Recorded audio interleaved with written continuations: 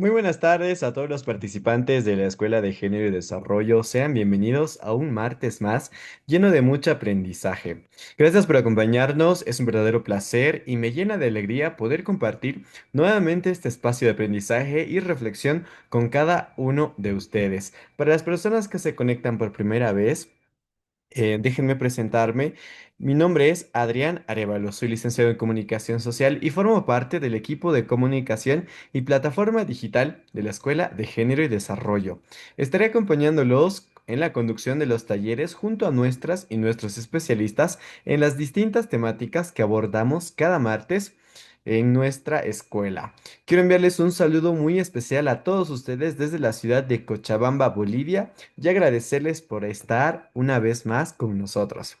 Se preguntarán qué es la Escuela de Género y Desarrollo. Para quienes aún no conocen de qué se trata la Escuela de Género, les comento brevemente que en abril del 2020, con mucho esfuerzo y compromiso, creamos este espacio virtual con el objetivo de informar y orientar a mujeres y hombres fortaleciendo sus conocimientos en temáticas de género, salud y desarrollo integral.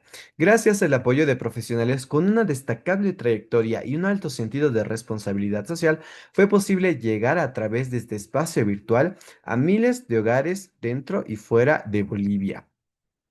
Cada martes, especialistas de distintas áreas comparten de manera voluntaria y desinteresada sus conocimientos, permitiéndonos aprender, reflexionar y generar conciencia en temas que realmente importan y que muchas personas necesitan conocer.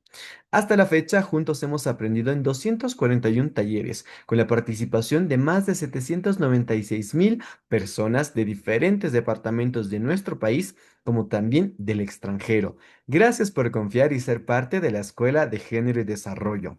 Hoy reafirmamos nuestro compromiso de seguir trabajando junto a ustedes, porque estamos convencidos que con educación Bolivia puede. Muy buenas tardes a todos, a las personas que ya se van conectando. No podemos continuar sin antes expresar nuestro agradecimiento inicialmente a nuestro promotor Samuel Doria Medina, que gracias a él la Escuela de Género y Desarrollo llega hasta sus hogares, y a nuestra directora de la Escuela de Género y Desarrollo, Daniela Cabrera, quien impulsa y lidera este proyecto en favor de la educación, la salud y el desarrollo integral.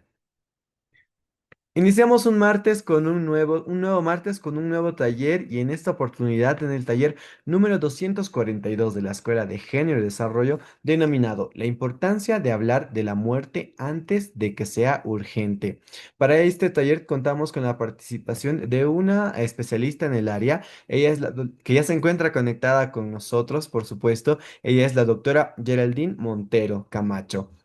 Vamos a hablar un poquito acerca de ella para que la conozcamos más y le agradecemos ya por acompañarnos y compartir sus conocimientos con nosotros. Ella es especialista en medicina paliativa de la Medicina General de la Universidad Mayor de San Andrés de La Paz, Bolivia. Tiene una especialidad en anestesiología de la Caja Nacional de Salud, Hospital Obrero número 1 de La Paz, Bolivia. Tiene diplomados en educación superior. Tiene una alta especialidad en algología.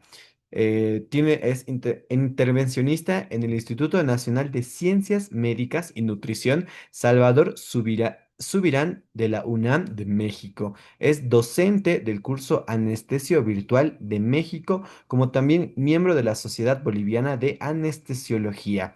También es miembro de de la Asociación Mexicana para el Estudio y Tratamiento del Dolor. Nuevamente le agradecemos a la doctora Geraldine Montero por brindarnos este taller que ya se encuentra conectada con nosotros. Recordarles también para tener un mejor desarrollo de nuestro taller, que tenemos 45 minutos de exposición a cargo de la doctora Geraldine Montero y 45 minutos aproximadamente de ronda de preguntas al finalizar nuestro taller. Agradecemos su comprensión y colaboración y de esta manera damos inicio a nuestro taller. Muy buenas tardes, doctora Geraldine. Muchas gracias por acompañarnos. Hola, ¿qué tal? Buenas noches. Muchas gracias a ustedes por la invitación y agradecida con la Escuela de Género y Desarrollo por abrir estos espacios. Voy a pasar a compartirles mi pantalla. Por favor, me avisan si la pueden ver. Claro que sí, doctora. Ahí ya podemos ver toda su pantalla.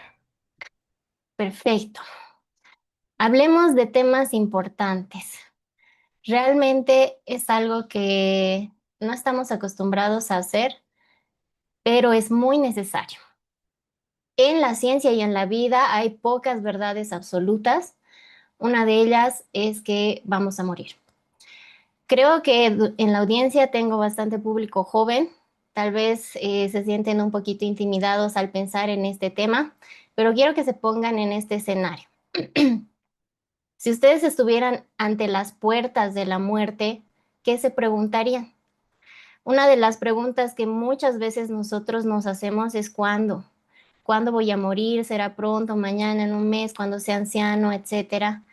Pero en realidad, la verdadera pregunta, la más importante y la que en realidad podríamos responder es si tengo oportunidad de decidir cómo quiero vivir este momento. La verdad es que hablar de muerte siempre ha sido un tabú. Es difícil, es complicado y no sabemos cómo hacerlo ni cómo abordar el tema. ¿Por qué nos cuesta tanto hablar de la muerte? Generalmente tenemos una cultura del silencio y el miedo, un miedo profundo a perder la vida o a que los seres queridos que tenemos pierdan la vida. La muerte siempre va a estar asociada con dolor, con enfermedad. Y culturalmente tenemos creencias en las que se nos induce a callar sobre temas tan profundos y tan dolorosos como la muerte. No debemos hablar de eso porque puede atraer malas cosas. Mejor no hablamos porque podríamos preocupar a los demás. ¿Cuál es el resultado de callar estos temas? Que cuando nos llega el momento de enfrentar esta situación, tenemos familias que no están preparadas emocionalmente. Pero ¿cuál es el asunto real? ¿Por qué realmente nos cuesta tanto hablar de la muerte? La realidad es que nosotros como seres humanos está arraigada dentro de nuestra naturaleza ese miedo a lo desconocido. Tenemos terror a enfrentar las cosas que no conocemos. Y la realidad es que nadie en el mundo sabe qué hay después de la muerte. Entonces, ¿qué es la muerte? ¿Cómo la definimos? ¿Qué va a pasar después? Es algo que nadie va a poder responder. Entonces, ese es el verdadero motivo por el cual nosotros tenemos tanto temor. Para que podamos aproximarnos un poquito a saber qué es la muerte, existen muchas definiciones, de acuerdo al punto de vista que nosotros tomemos al hablar en relación a este tema. Primero tenemos una definición médica, que es la que habitualmente el personal de salud nosotros manejamos en un expediente clínico, certificados de defunción, etcétera. Se va a definir como el cese irreversible de las funciones vitales, un paro cardíaco, ausencia de respiración, muerte cerebral. Desde el punto de vista médico, la muerte es algo muy sencillo de definir. Desde el punto de vista ya un poquito más humano, encontramos definiciones que pueden ser muy duras de aceptar, siendo esta la pérdida, la separación y el fin de todo lo que conocemos. Pero también tenemos definiciones que van hacia un punto un poquito más de esperanza, con un poco más de optimismo, en el que nos señala que la muerte es una experiencia que no solo vive quien muere, sino también quienes se quedan. Y desde el punto de vista de cuidados paliativos, que es muy importante, la muerte es un proceso natural de la vida que puede y debe ser acompañada con dignidad, alivio y sentido. Tenemos una última definición más esperanzadora en la que la muerte no es lo opuesto a la vida, sino más bien parte de ella. No es un final, a veces es parte de una transformación. Tenemos varios puntos de vista, ¿no es cierto? Pero particularmente yo quiero presentarles un punto de vista que a mí me impresiona mucho y me gusta mucho compartir con los pacientes. Les voy a presentar un video de Steve Jobs para que ustedes entiendan el contexto.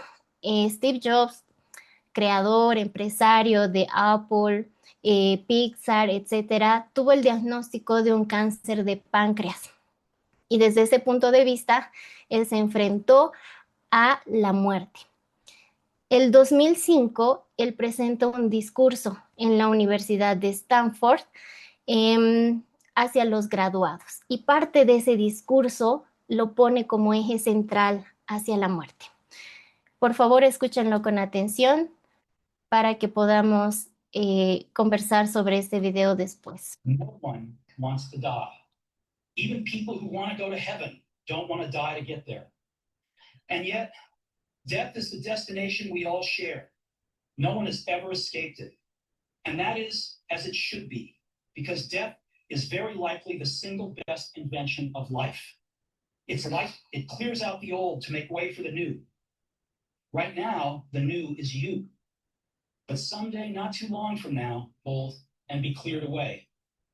Sorry to be so dramatic, but it's quite true. Your time is limited, so don't waste it living someone else's life. Don't be trapped by dogma, which is living with the results of other people's thinking.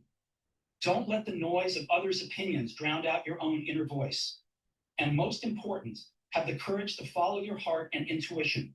They somehow already know what you truly want to become. Everything else is second. Resaltando los puntos que Steve Jobs nos presentaba, lo que me encanta es entender que la muerte es algo que todos compartimos, pero sin embargo es el más importante agente de cambio, porque es lo que nos va a dar sentido a la vida. Saber que vamos a morir nos hace entender y darle sentido a nuestra vida y hacer las cosas que nosotros queramos. Como lo dice al final del video, todo lo demás, todo, absolutamente todo es secundario. Los miedos que podamos tener, ambiciones, conseguir riquezas, las relaciones que podamos tener se tienen que construir en base a entender que nuestro tiempo en esta tierra no es infinito. ¿Cuál es el problema? Que ya, a pesar de que todos sabemos que ese va a ser nuestro destino, aún así no lo hablamos. No tenemos la costumbre o el hábito de hablar de qué va a pasar cuando yo voy a morir o cuando un familiar va a morir. ¿Y qué es lo que pasa cuando no se habla? Cuando llega el momento, tenemos decisiones difíciles a tomar en crisis. Esto pasa mucho, por ejemplo, cuando hay un accidente, algo inesperado, y no tenemos tiempo de procesar las decisiones. También puede haber culpa. Hice lo correcto, no lo hice, hice lo suficiente, fue el tratamiento correcto. Son cosas que jamás vamos a poder responder y surgen conflictos familiares. El duelo suele ser muchísimo más complicado cuando no se ha tocado este tema y nos enfrentamos de golpe a esta situación sin saber qué hacer, sin una guía, sin ninguna orientación. Los niños, que son un pilar fundamental de nuestra sociedad, generalmente están confundidos, tienen miedo, no saben qué pasa, no comprenden. Sin embargo, cuando nosotros hablamos de este tema que puede ser tan doloroso, tenemos beneficios. Los beneficios son reducir la ansiedad, dar claridad en las decisiones. Sabemos qué es lo que quería la persona que está atravesando este proceso de muerte.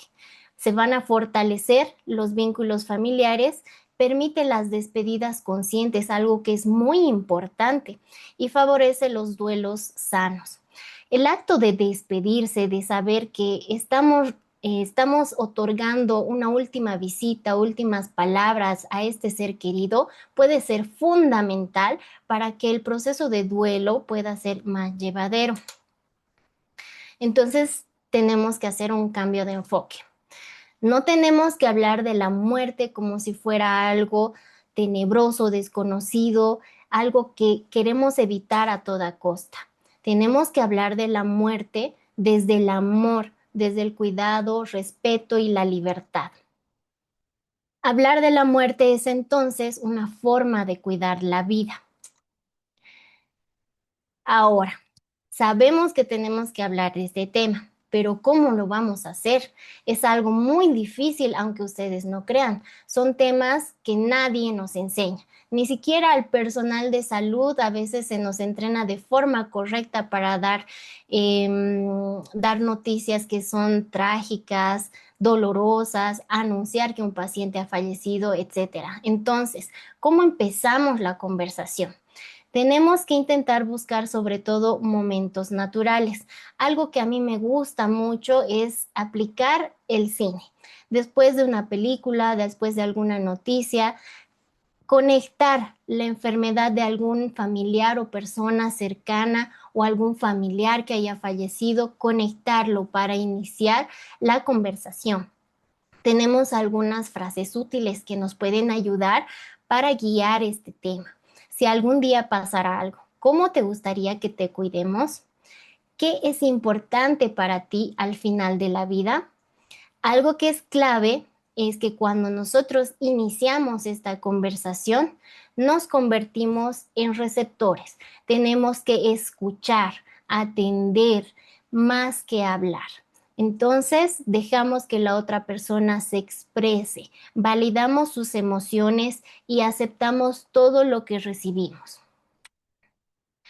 Algunas recomendaciones que yo les puedo brindar para hablar con adultos sobre este tema, pues está esta lista de películas que pueden no tocar la muerte como eje central de la misma película, pero sí la van desarrollando a lo largo de la trama y puede ser de mucha ayuda para hablar sobre este tema. Pero hablar con los niños también es importante. No podemos dejarlos de lado, porque generalmente solemos evitarles el dolor de saber qué es lo que está pasando con su papá, su mamá, el abuelo, la tía, etcétera. Entonces, generalmente o no se les dice nada o se les miente.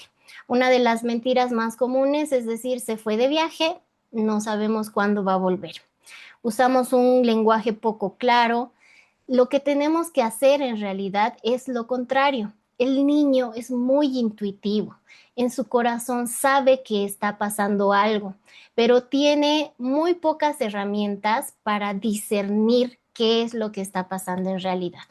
Entonces, la realidad es que tenemos que hablar con ellos, usar un lenguaje claro, permitir que nos pregunten, permitir que ellos expresen, que ellos digan qué piensan que está pasando, validar sus emociones y contenerlos, porque obviamente van a mostrar tristeza, miedo, enojo.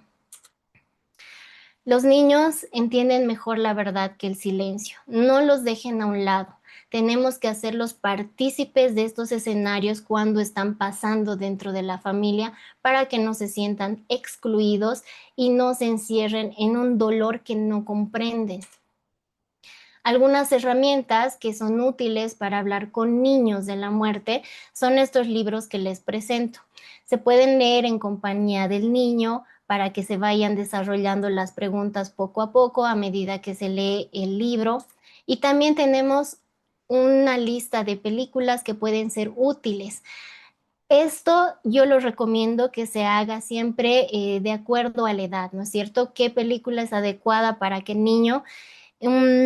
Tenemos aquí varias opciones. Una es El Rey León, Up, Bambi, que puede ser para los niños más chiquitos, para los niños ya un poco más grande, una que es bastante conmovedora y que utilizo mucho para que los niños puedan entender el proceso del fallecimiento, es Un monstruo viene a verme.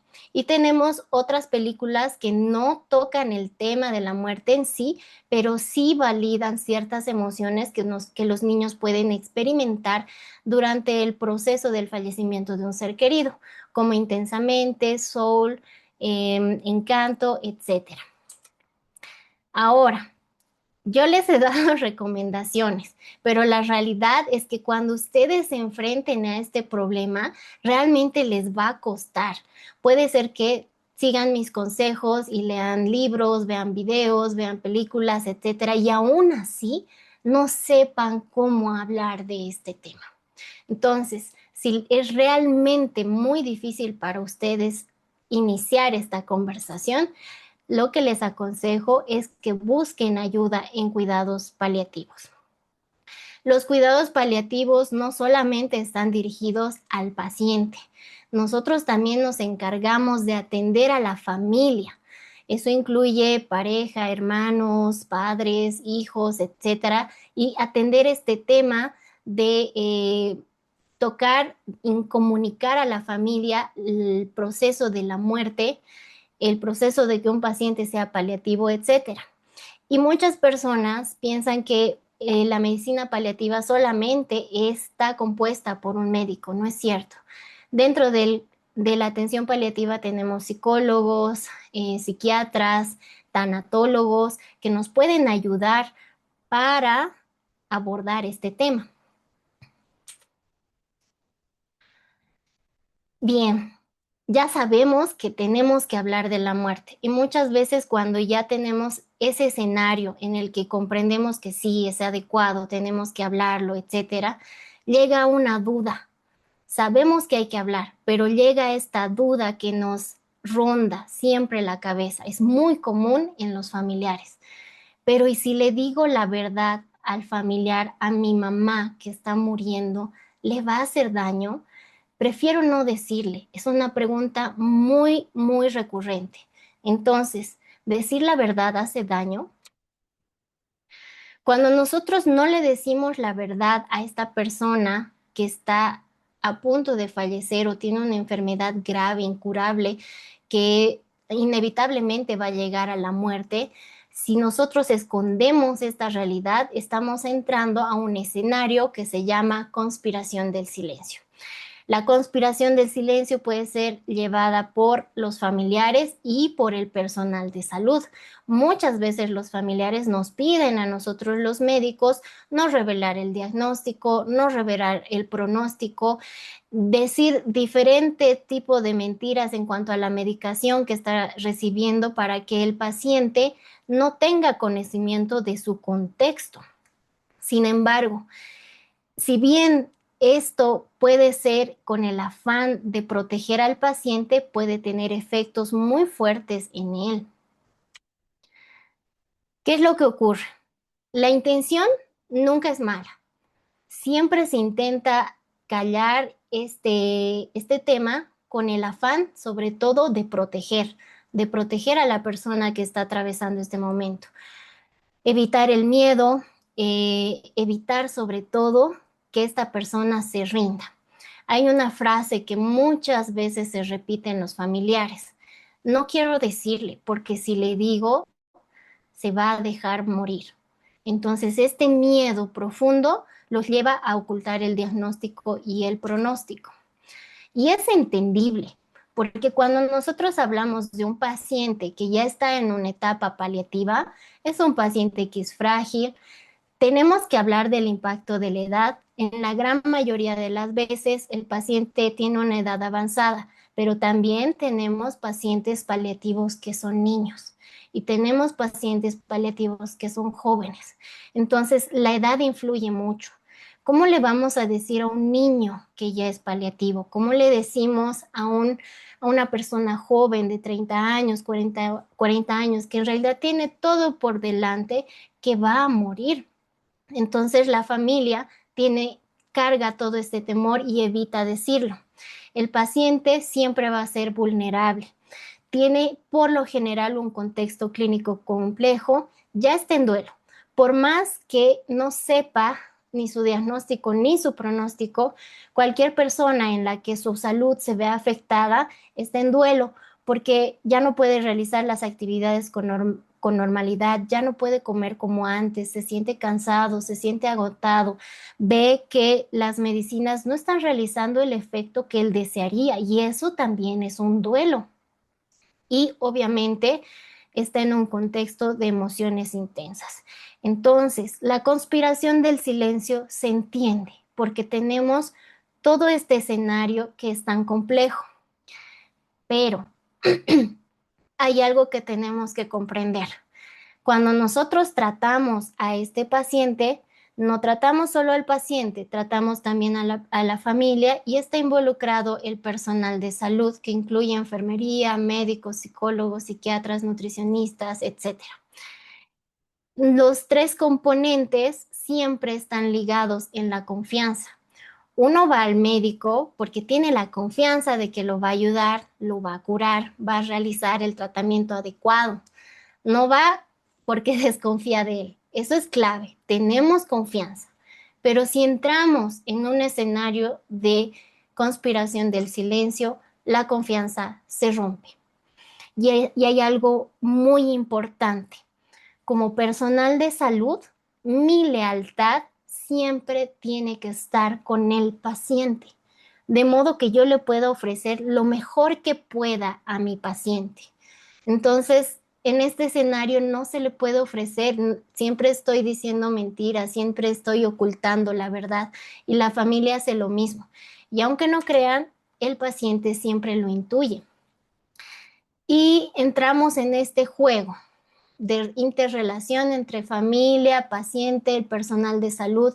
Lo ideal sería que todos conozcamos la situación, el diagnóstico, el contexto, lleguemos a un acuerdo, una conciliación sobre lo que vamos a hacer y estemos en armonía. A medida que el paciente va deteriorándose su salud, se presenta una nueva enfermedad, una infección, algo, siempre va a haber puntos de desacuerdo, pero mientras mantengamos la confianza, podemos resolver el problema. ¿Qué es lo que pasa cuando estamos en medio de una conspiración del silencio y obviamente estamos en un escenario de desconfianza? Primero, nadie sabe qué va a hacer. El paciente no sabe qué se va a hacer con su situación. La familia no sabe si decir, no decir, si ir al médico o no ir al médico, tal vez mejor quedarse en casa y no hablar, no decir nada, o puede generarse peleas, evitar reuniones familiares, conflicto, etcétera. ¿Qué se recomienda? Que hagamos un trabajo multidisciplinario, en equipo, todo el personal de salud trabajando mano a mano con la familia y con el paciente. Todos tenemos que desarrollar habilidades de comunicación, todos. Eso incluye a la familia y al personal de salud sobre todo. Si la familia no sabe cómo comunicar, cómo expresarlo, etcétera, estamos nosotros para ayudarlos. Y siempre tener objetivos claros. Si el paciente no conoce su diagnóstico, no conoce su pronóstico, no sabe a dónde lo estamos llevando. Entonces, si los tres componentes tienen un objetivo claro, se puede trabajar en armonía. Aún así, sigue siendo frecuente y aún así es algo muy común, pero tenemos que basarnos en la evidencia. ¿Qué es lo que dicen los estudios clínicos? Cuando no se habla, el paciente siempre intuye que algo está mal, siempre lo intuye. No puede tomar decisiones sobre su vida porque obviamente no conoce su contexto verdadero. Por lo tanto, se pierden oportunidades importantes como despedirse, decidir, cerrar ciclos, etc. Y puede aumentar la ansiedad y el miedo. ¿Por qué? Porque hay incertidumbre y la incertidumbre es totalmente devastadora. ¿Qué es lo que pasa cuando sí se habla? Obviamente, en el momento en que nosotros comunicamos, en el momento en el que el paciente se entera, siempre va a haber un pico de estrés, siempre puede haber un bajón, depresión, ansiedad, etcétera. Pero lo que dice la evidencia es que después de este primer pico, el paciente asume su situación y empieza a disminuir la ansiedad. Mejora la confianza porque ya se puede hablar abiertamente sobre el tema y el paciente puede expresar sus dudas, inquietudes, molestias, etcétera. Puede tomar decisiones de acuerdo a sus valores, que son sumamente importantes, porque tocamos temas que no solamente abarcan la salud. El paciente, cuando ya sabe su contexto, puede decidir qué hacer, por ejemplo, con su religión o con temas legales. Por lo tanto, se genera mayor confianza y finalmente se va a generar un duelo que es mucho más sano para la familia una vez que el paciente ya fallece. Nuevamente, aún así, muchas familias debaten. Tengo pacientes o familiares, en todo caso, que vienen a la consulta. Ya saben qué es lo que tienen que hacer, se los deriva a psicología, psiquiatría para que se arme un equipo y se le pueda comunicar al paciente la noticia. Y aún así no quieren hacerlo o temen hacerlo. Entonces, nuevamente, si hay temor, si hay dudas, si en tu ser sientes que no puedes hacerlo, busca ayuda. No se puede hacer todo solos. Entonces, para eso está el equipo de cuidados paliativos. Una vez que nosotros hemos superado esta etapa, pasamos a lo que sí podemos decidir, que es muy, muy importante y desde mi punto de vista, creo que es la esencia central de hacer cuidados paliativos, permitirle a esa persona decidir sobre el tiempo que le queda de vida. ¿Cómo queremos ser cuidados? ¿A quién confiar las decisiones? Decir que quiero dignidad, cómo disminuir el sufrimiento, tenemos varias alternativas, quién me va a acompañar en este proceso, con quién quiero hablar, a quién quiero perdonar, etcétera. El valor de las despedidas yo diría que es totalmente invaluable. Un último gracias, un último te quiero, perdón, realmente es cerrar un ciclo y permitir que esta persona se vaya en paz y los que quedamos en este plano también tengamos esa paz de haberlo acompañado hasta el final. Quiero que hagan un ejercicio ahora porque no es necesario que estemos frente a este escenario en este mismo momento.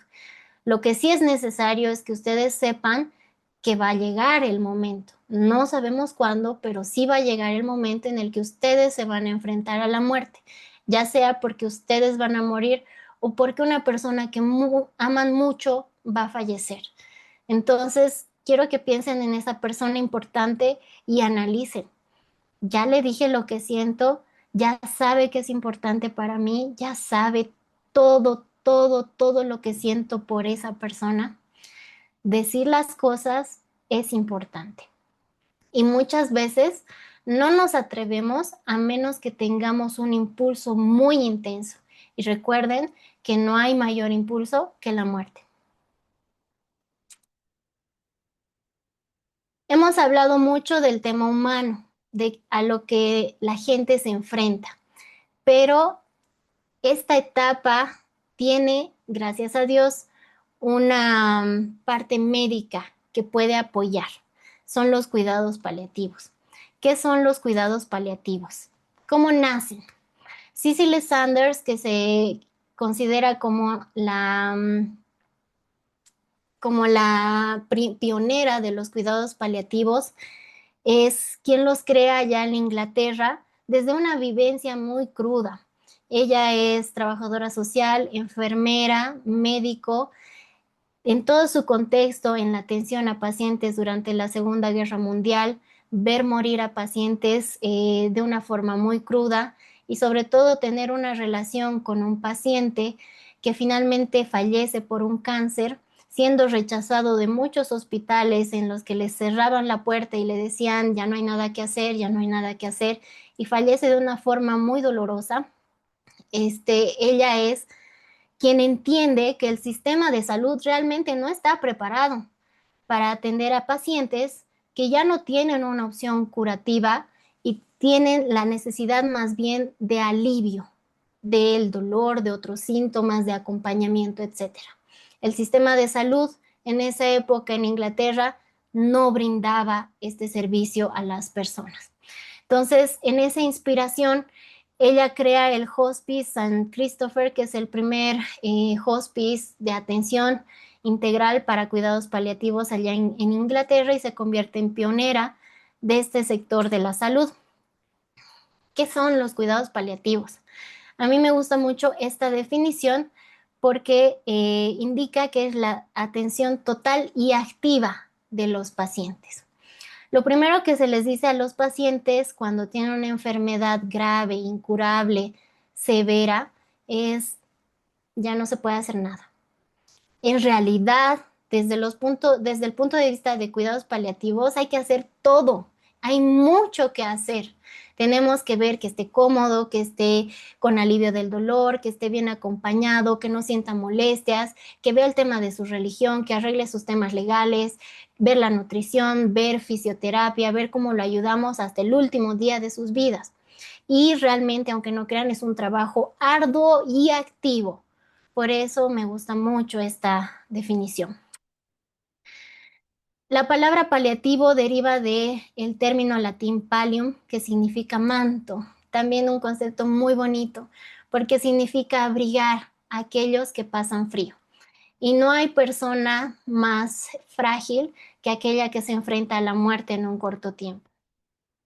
Entonces, los cuidados paliativos se centran sobre todo en el alivio de síntomas, del dolor, del sufrimiento de los pacientes, pero también de la familia, con el objetivo de ofrecer una adecuada calidad de vida.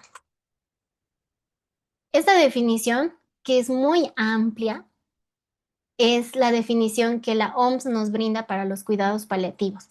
Y me encanta ver cómo a una organización que se dedica al cuidado de la salud le cuesta tanto definir los cuidados paliativos que pone puntos específicos para que esté claro a qué nos dedicamos en ello, ¿no es cierto? Entonces, si bien es una definición densa, lo que nos interesa es que sobre todo trata el dolor y otros problemas físicos. Un punto importante es que no pretenden acelerar ni posponer la muerte. Esto es lo que diferencia los cuidados paliativos de la eutanasia. Los cuidados paliativos no aceleran ni posponen la muerte, alivian los síntomas y acompañan el proceso natural de la enfermedad. Utiliza un enfoque de equipo. No hablamos del paliativista, hablamos del equipo de cuidados paliativos. Ahí intervienen médicos, enfermeras, nutricionistas, el sacerdote, pastores, fisioterapeutas, la misma familia, etcétera. ¿Cuál es el objetivo final? Mejorar la calidad de vida. No importa cuál sea la definición que nosotros leamos, siempre hay principios. Los principios que me gustaría rescatar son que siempre vamos a respetar la dignidad, los valores y las creencias de nuestros pacientes. No aceleramos ni retrasamos la muerte una vez más, eso es muy importante. Ayudamos a la familia, no solamente al paciente. Son aplicables al mismo tiempo que otros tratamientos. Los cuidados paliativos actualmente se han ampliado. No solamente pueden ser aplicados a pacientes que ya no tienen una opción curativa, sino también a pacientes que tienen un diagnóstico de una enfermedad grave con opción a curarse, pero que tienen síntomas severos. Una de las más clásicas, el cáncer. Sí tenemos tipos de cáncer que pueden tener una etapa curativa, llegar a la remisión y ser curados. Pero en el proceso atraviesan síntomas muy fuertes como dolor, náusea, vómito, sensación de falta de aire, etcétera, y cuidados paliativos ingresa para aliviar estos síntomas. Los cuidados paliativos van a afirmar la vida y consideran la muerte como un proceso natural. Alivian el dolor y otros síntomas. De todas las cosas que ustedes puedan revisar en la cantidad de artículos, videos, revistas, etcétera, sobre cuidados paliativos, hay tres cosas que se repiten muy puntualmente. Uno, alivio del dolor. Dos, el objetivo de brindar una adecuada calidad de vida. Y tres, dar dignidad. Son conceptos muy importantes. ¿Qué es la dignidad? Existe una dignidad intrínseca que es la que el mismo paciente solicita, lo que él cree que es la dignidad. Y sobre todo se basa en la autonomía, que él pueda tomar sus propias decisiones, la autoestima, respetar su espiritualidad y todo el contexto del propio ser humano, sus hábitos, valores, etcétera. Pero también hay una dignidad extrínseca, el respeto, el soporte, el brindado por la sociedad. Esta dignidad extrínseca es la que puede ser el punto central en el sistema de salud. El sistema de salud debería dedicarse a brindar dignidad extrínseca, brindar adecuados ambientes, que los medicamentos estén a la disponibilidad del paciente cuando los requiere, que existan los medicamentos apropiados. Y creo yo que es el punto en el que tenemos más falencias actualmente, sobre todo en Bolivia, que es donde yo trabajo. Ahora, calidad de vida. La calidad de vida es lo que el paciente dice que es, muy variable por contexto cultural, valores, hábitos, etcétera. En este punto influye mucho el tema de la conspiración del silencio, porque cuando el paciente no conoce ni su diagnóstico ni su pronóstico, ¿cuál es su expectativa? La expectativa de calidad de vida que él tiene es que va a estar sano y pueda hacer todas sus actividades normal, cumplir sus ambiciones, esperanzas, deseos. Y es algo que la realidad no se le puede brindar. Entonces, cuando el paciente ya conoce su diagnóstico y pronóstico, se modifican sus expectativas, sabe a lo que está enfrentándose y por lo tanto la calidad de vida que espera suele modificarse. Hay pacientes que lo único que piden, por ejemplo, es hacer un último viaje a la playa, fallecer en casa o, por ejemplo, despedirse de sus mascotas. Entonces, estos pequeños detalles, pequeños deseos que los pacientes tienen son calidad de vida. Al entender su contexto, los pueden solicitar y nosotros, como personal de la salud y la familia, pueden hacer todo el esfuerzo para brindarles lo que ellos solicitan. Entonces, ¿qué es lo esencial? Que en el contexto nosotros podamos brindar siempre honestidad, porque sobre el eje de la honestidad vamos a poder brindarle la calidad de vida que el paciente solicita. Siempre esperanza y siempre estar abiertos a las solicitudes, dudas, inquietudes que ellos nos expresen. Tres puntos que siempre son fundamentales para brindar una adecuada calidad de vida: el alivio de los síntomas, el soporte psicológico y el trabajo en equipo. Cuando hablamos de calidad de vida hay que hablar de dos conceptos que son muy recurrentes en el sistema de salud. Nosotros como médicos, enfermeras, trabajadores sociales, etcétera, hemos sido entrenados desde el primer momento para salvar la vida a toda costa. Ese ha sido nuestro entrenamiento. Y creo que todo médico que ingresa al estudio de medicina ingresa con el objetivo de salvar vidas. La realidad es que todos nuestros pacientes van a llegar a morir en algún momento y no sabemos cómo enfrentarnos a eso. Entonces, en medio de nuestro entrenamiento, siempre o casi siempre tendemos a caer en la obstinación. ¿Qué es la obstinación? Evitar la muerte a toda costa. El paciente tiene un cáncer avanzado con metástasis, tiene aparte infección pulmonar, etcétera. Tenemos que salvar la vida a toda costa, se ingresa a terapia intensiva, se hacen más estudios, más análisis, se busca otro tipo de tratamientos, etcétera. Ya es obstinación. El hecho de que nosotros hagamos todas estas acciones no va a cambiar su pronóstico. Otro de los conceptos en los que caemos comúnmente es la futilidad, que es realizar intervenciones sin beneficio. El mismo escenario, un paciente paliativo que sabe que es paliativo, lo único que desea es el alivio de sus síntomas, pero nosotros vemos cómo están cambiando los signos vitales, baja la presión arterial, la frecuencia cardíaca incrementa, entonces instalamos un catéter venoso central, iniciamos noradrenalina, etcétera. Estas intervenciones ya no tienen ningún beneficio dentro del contexto de un paciente paliativo. Por lo tanto, como equipo de salud tenemos que tener la capacidad de entender cuándo estamos cayendo en obstinación y cuándo estamos cayendo en futilidad. Por eso se trabaja en equipo, porque una sola persona siempre va a tener un sesgo. Entonces, en equipo se toman mejores decisiones. Otro concepto que tenemos que aprender a tratar es el dolor total. Una enfermedad grave no solamente nos va a traer dolor físico. El segundo dolor que siempre va a estar ahí es el dolor emocional. Ese sufrimiento de ver cómo mi cuerpo ya no puede realizar las funciones de antes. Ese sufrimiento de saber que pronto voy a dejar a las personas que amo. También tenemos un dolor social. Ya no formo parte de mi grupo de amigos, ya no puedo hacer las actividades que antes me gustaba hacer. Ya no soy parte de la sociedad, soy una carga.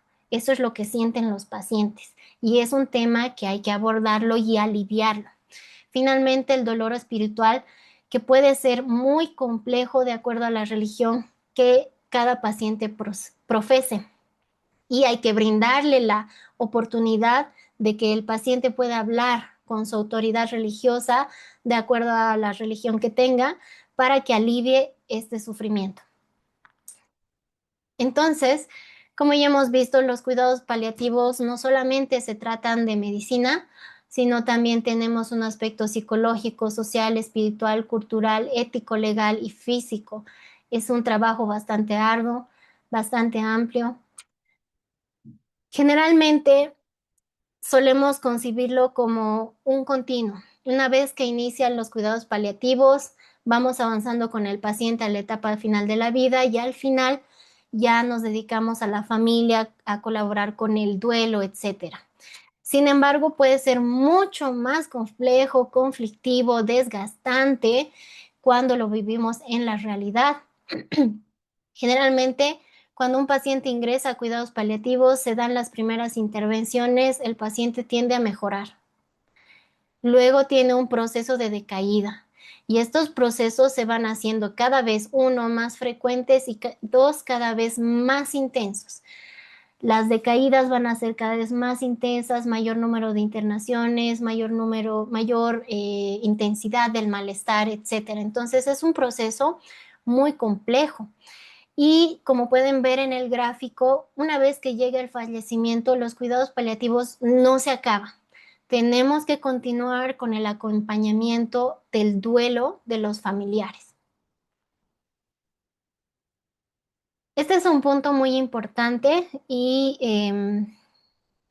que creo que tenemos que tocar como sociedad, ya no desde un punto de vista de salud, sino desde el punto de vista social. ¿Los cuidados paliativos son un derecho? Depende.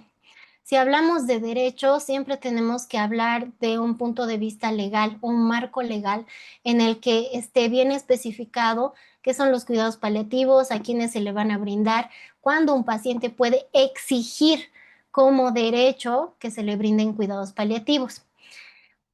Hay países que pueden ver ustedes en la tabla que sí tienen una ley específica que marca todo el actuar de los cuidados paliativos desde el punto de vista legal. Sin embargo, no tenemos a Bolivia. ¿Dónde está Bolivia? El marco legal de Bolivia está bastante retrasado. Lo que tenemos hasta el momento es la ley contra el cáncer, donde se menciona escuetamente a los cuidados paliativos. No se da una definición, no se da un uso específico, no se ponen especificaciones sobre el uso de cuidados paliativos y solamente está dentro de la ley del cáncer. Una pregunta que yo haría es, ¿qué pasa con los pacientes paliativos que no tienen cáncer? Porque hay enfermedades renales, respiratorias, cardíacas, que son severas, degenerativas y pueden llegar a un estado paliativo. No tenemos un marco legal para atender a estos pacientes. ¿Por qué es tan importante? Cuando nosotros tenemos un marco legal claro, los pacientes tienen el derecho a no sufrir innecesariamente, pueden acceder y exigir, esa es la palabra, exigir el alivio del dolor, una atención digna, se respeta su voz y sus decisiones. El personal de salud, por otro lado, tiene un respaldo. Esa es la palabra que nos tiene que quedar a nosotros como personal de salud. Estamos respaldados legalmente para realizar con libertad y con una adecuada ética los cuidados paliativos. Nos permiten tomar decisiones difíciles con mayor seguridad y ética. Decisiones difíciles como decidir si vamos a hacer una reanimación cardiorrespiratoria a un paciente o no, si vamos a pedir una interconsulta a terapia intensiva o no. Son decisiones importantes y con alto peso. Y si no tenemos un marco legal claro, pues nosotros siempre actuamos desde nuestros principios éticos de no beneficencia y no maleficencia, pero siempre es necesario un marco legal. En Bolivia sí se están desarrollando normativas, sí hay muchos especialistas, mucho personal de salud que se dedica a los cuidados paliativos, sin embargo, estamos con deficiencias en el punto legal. Ahora, ¿qué necesitamos decir antes de que sea tarde? Hay varios puntos que tenemos que aclarar. Cuando nos enfrentamos a la muerte y ya conocemos nuestro contexto, no solamente es el tema médico, de alivio de síntomas, etcétera. Tenemos que resolver otros conflictos. En lo emocional y lo relacional, decir te quiero, agradecer, pedir perdón o perdonar, cerrar conflictos pendientes. Esto es muy importante. Tener una conversación significativa con alguien significativo. Los humanos somos seres complejos, de relaciones complejas, y muchas veces en nuestro orgullo tendemos a prolongar ciertos conflictos, peleas, etcétera, con algunos seres queridos, personas, amigos, etcétera. Y realmente no es hasta el punto en el que nos enfrentamos a la muerte en que nos decidimos a romper con nuestro orgullo y resolver esos problemas para poder irnos en paz. Entonces, dar esta oportunidad es esencial. En lo personal, decidir qué fue importante en mi vida, reconocer nuestros logros. Eso también es bastante importante. Nos pasamos la vida trabajando día con día, 8, 12 horas de trabajo y seguimos en automático. Detenernos un momento, mirar atrás y ver todo lo que hemos logrado. No solamente a nivel profesional, también a nivel familiar, amigos, sociedad, etcétera. Cada uno de nosotros es importante, cada uno de nosotros tiene una misión en esta vida y reconocer lo que hemos hecho es bastante hermoso. Hacer las paces con nuestra propia historia, expresar los miedos, deseos y esperanza y un punto muy importante, decidir cómo queremos ser cuidados. Eso es un tema que suele ser conflictivo. Yo puedo decidir, por ejemplo, que deseo morir en casa, pero mis familiares al final de mi vida, cuando yo ya no tengo una capacidad de hablar o capacidad cognitiva para tomar decisiones, deciden que van a llevarme al hospital. Entonces hay que hacerlo en un momento oportuno para que yo pueda expresar todo lo que quiero realmente y que mis familiares entiendan que se debe respetar eso. En lo práctico y legal, documentos importantes, herencias, seguros, títulos, cuentas, etcétera. Nombrar a alguien de confianza que pueda tomar decisiones si yo no puedo, eso también es un punto muy importante, porque suele suceder en familias numerosas que cuando ya el familiar está muy mal, no puede tomar decisiones, nadie quiere tomar decisiones. Nadie quiere hacerse responsable de la difícil decisión de pasar a cuidados paliativos, de que no se haga una reanimación, de ya no hacer tratamientos, de decidir qué se va a hacer si fallece en casa, fallece en el hospital, etcétera. Son decisiones duras, son muy difíciles. Entonces, realmente es un conflicto cuando no ha habido una conversación previa.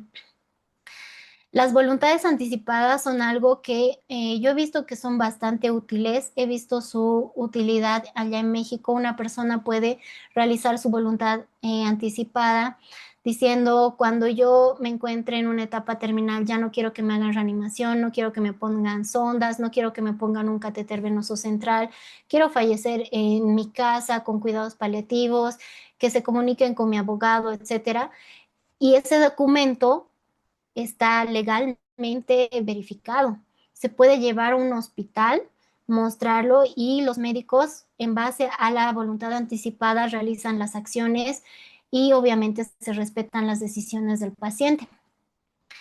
Y sobre el final de la vida, decidir qué tipos de tratamientos quiero o no, hablar dónde quiero estar, que es dignidad para mí, que ya lo hablamos, y decidir quién quiero que esté a mi lado en este momento. Después de la muerte, comunicar qué quiero que se haga con mi cuerpo, qué tipo de rituales, despedidas, dejar mensajes, cartas o recuerdos póstumos, el legado emocional que quiero dejar, etcétera. Bueno, hace un momento hicimos una dinámica en la que cada uno de nosotros pensó, ¿no es cierto?, qué es lo que queríamos decirle a esa persona que amamos tanto antes de que se nos acabe el tiempo. Me gustaría que lo hagamos realidad, porque lo que nos cuesta a nosotros no es pensarlo, lo que nos cuesta es decirlo, hacerlo, ya, porque aunque no crean, no sabemos si tenemos tiempo o no. Entonces, lo que quisiera es que ahorita que estamos en el chat, que no vemos todos nuestros rostros en las cámaras y estamos en esta reflexión tan profunda, digamos lo que ustedes quieran. Pueden decir gracias por todo lo que me has dado, pónganlo en el chat, perdón por esto, gracias por tu tiempo, tengo miedo, etcétera. Lo que se quede en el chat no va a pasar nada, no se va a revelar, es una práctica, es una, es una dinámica para que nosotros aprendamos a hacer en vez de pensar, en vez de decir.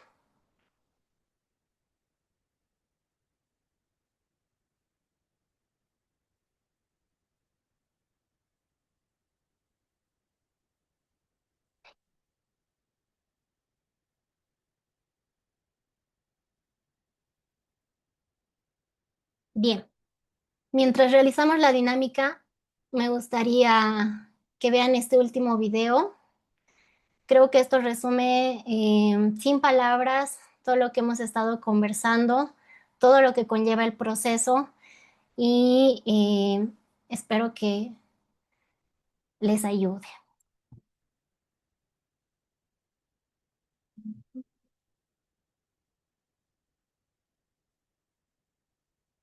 Don't get me started, looking backward, too long. Get open hearted. I said leaving when leaving's come. Oh, didn't see it coming. Never said I love you. Hope you do.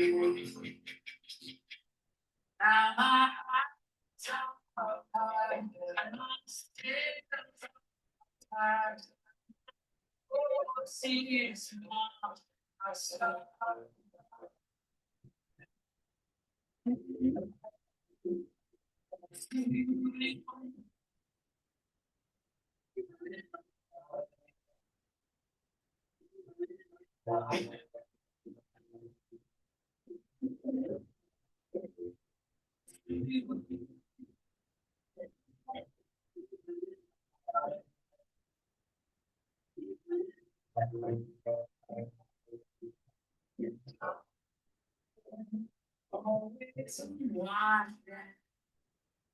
All these days in my mind, some dreams we planted, took the grounds didn't round, walking down this road, all these songs, you have you.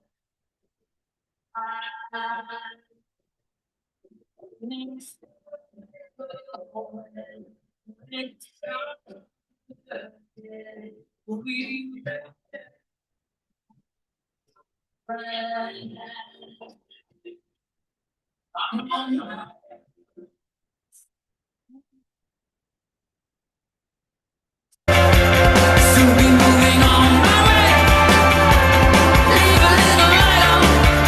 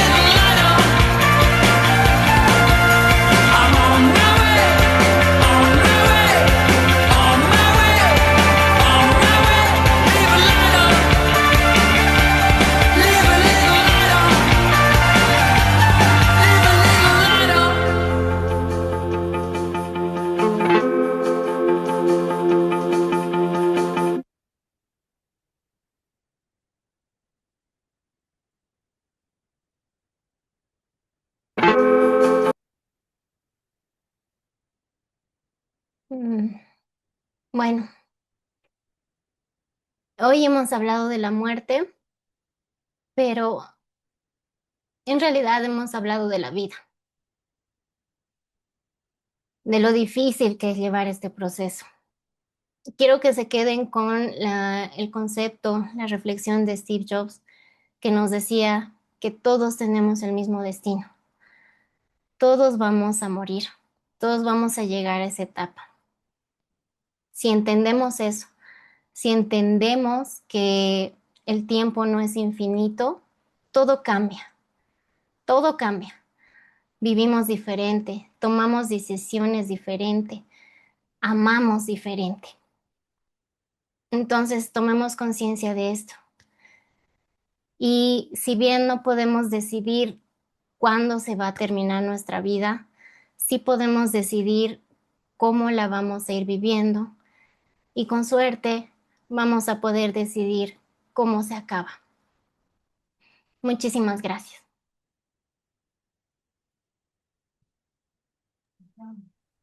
Agradecemos a la doctora Geraldine Montero por brindarnos este importante taller.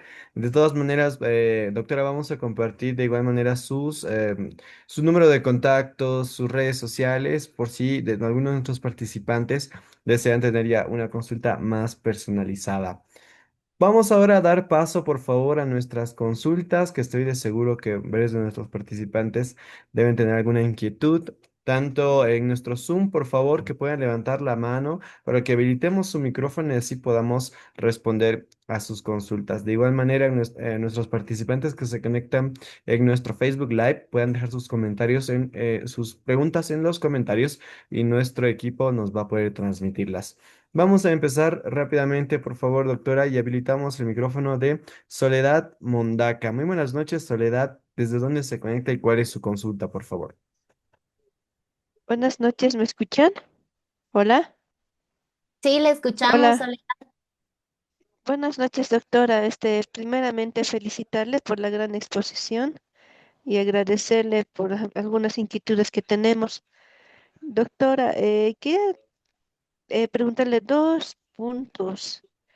Respecto a mi persona, no sé si estoy mal, no sé si soy diferente, pero acabo de tener la pérdida de dos familiares, dos hermanos. Ujú, ujú, Pero la verdad, sinceramente, sí, no me interesa. Así en esas mm, palabras le digo, no me ha afectado en nada, no siento nada. Recién me he enterado que un hermano había fallecido hace meses y lo he tomado así como si nada. O sea, no he ido ni al velorio, no he ido al entierro, lo supe por mi mamá. ok. Entonces, yo me digo, pero ¿por qué estoy actuando así? Y son situaciones que han sido en mi familia muy malos con mi mamá. Mm, Cuando le han lastimado a mi mamá, para mí y esas personas hace tiempo ya fallecieron, pero mi mamá me dice, no tienes que ser así. Al fin y al cabo, han sido tus hermanos. Y sinceramente les digo, perdón la palabra, les dije, un inútil menos en la vida. mm, Y no sé si es por mi trastorno límite de personalidad que tengo, porque tengo también un problema de depresión y ansiedad. O sea, no sé si estoy bien psicológicamente, no sé cómo puedo reaccionar ya diferente de mi mamá, si le puede pasar algo a mi mamá, cómo puedo reaccionar con esos trastornos que tengo. No sé si estaré preparada porque es diferente a esas personas que yo les digo que son sus hijos, no son mis hermanos, por tanta maldad que nos han hecho. Y si es, y cómo pueden reaccionar unos niños o unos ujú, adolescentes que tienen autismo, cómo se tendría que abordar ese tema cuando entiendo. llegue así una persona. Eso un poquito me he puesto a pensar, no sé si soy muy mala, soy muy fría o es por mi trastorno que tengo, doctora. Que le dije a mi mamá, un inútil menos, uno que gasta menos oxígeno. Y a veces me pongo a pensar, digo, ¿soy muy malo o es por mi trastorno, doctora? Muchas gracias. Muchas gracias por su pregunta, Soledad. Primero que nada, como les dije, las relaciones humanas son complejas y los vínculos que una persona tenga con otra persona son complejos. Lo que hay que hacer es respetar el vínculo que usted tenía con sus hermanos. Por lo que usted me comenta, no era un vínculo bueno. Entonces, por ese motivo, el duelo es totalmente distinto. Cada persona vive un duelo, una pérdida de forma única, de forma muy particular y personal. En su caso, como no ha habido un vínculo adecuado con ellos, pues precisamente no tiene este dolor, sensación de pérdida, etcétera. Eso explicaría mucho su sentir. No la hace una mala persona, no la hace una persona insensible, solamente que, como le decía, los vínculos son muy complejos y el proceso de duelo es muy particular. Entonces, en este caso, su proceso de duelo es exclusivamente de usted, y si usted lo está llevando de ese modo, nosotros lo respetamos y lo que hay que hacer es acompañarla, nada más. Eso en cuanto a la primera pregunta. En cuanto a la segunda pregunta, los niños con autismo, pues sí, dependiendo del grado de autismo que tengan, ¿no es cierto? Tienen diferente capacidad con la comunicación. Entonces, sí, vamos a estar en un escenario de una próxima pérdida o un familiar ya fallecido y tenemos este niño involucrado en la familia y tiene autismo.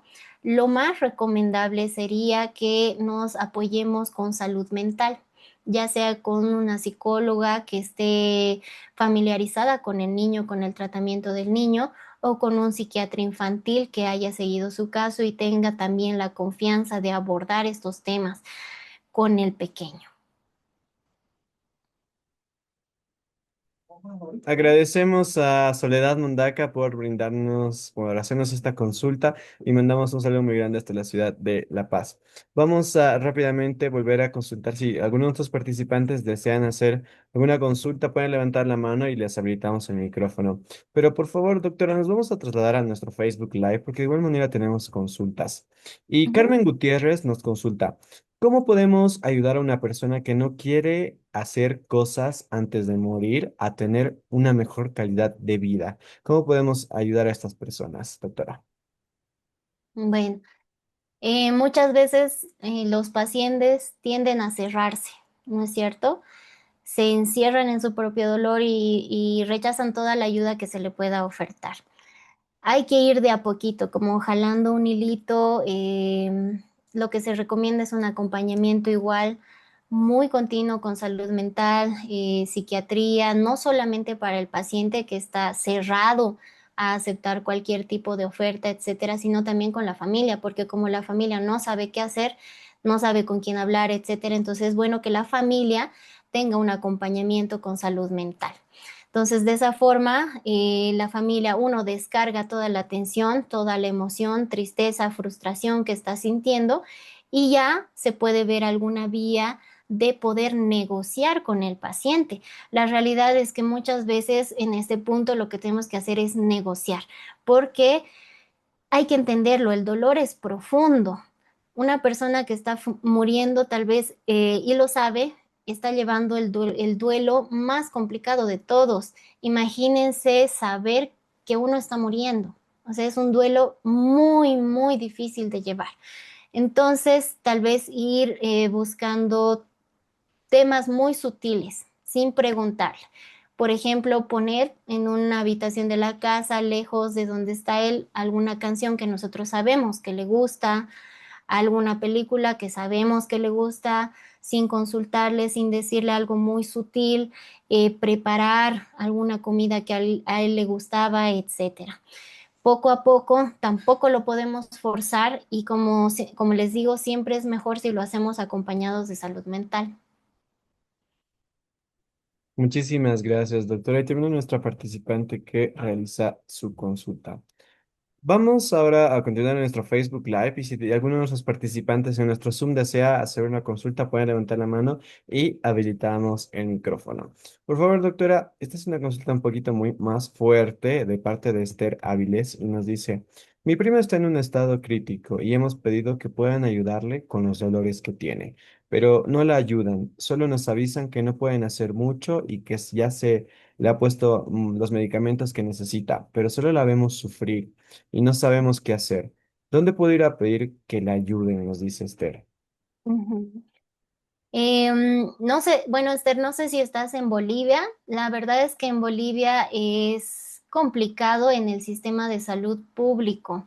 Como les he mencionado, tenemos varias barreras. La salud, en realidad, aquí en Bolivia tiene muchísimas deficiencias ya para tratar a pacientes con enfermedades relativamente curables. Para pacientes que tienen enfermedades graves intratables, tenemos muchas limitaciones. Y si bien hay profesionales que se dedican a los cuidados paliativos, el alcance de nosotros como profesionales no está abierto en todas las instituciones.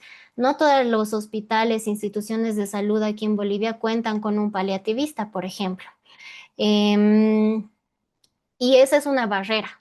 Es decir, decirle a un profesional de la salud que no está formado, que por favor se encargue de los cuidados paliativos, es pedirle algo que no va a poder cumplir por su formación, no porque no lo desee o porque esté obstaculizando el tratamiento.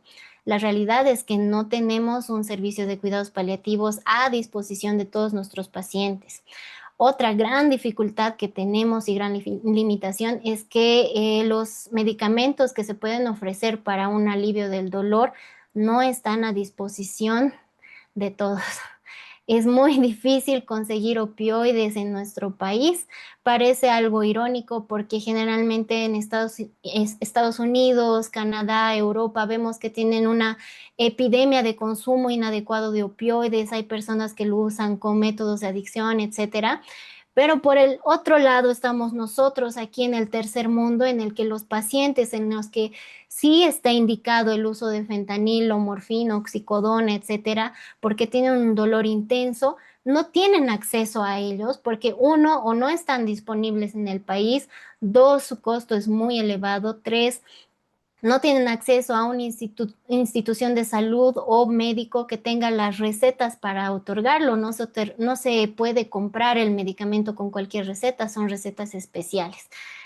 Entonces, ¿cuál sería mi recomendación? No sé dónde te encuentras o bueno, se encuentra tu familiar, pero investigar si en la institución cuentan con algún personal de cuidados paliativos y intentar que sea atendido de esa manera, preguntar si está teniendo acceso a los opioides, que son generalmente los fármacos que se utilizan para el tratamiento del dolor en pacientes con enfermedades graves y severas.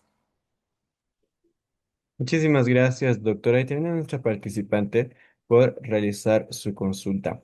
Tenemos una consulta en nuestro Zoom de Pamela Montaño. Muy buenas noches, Pamela. ¿Desde dónde se conecta y cuál es su consulta, por favor?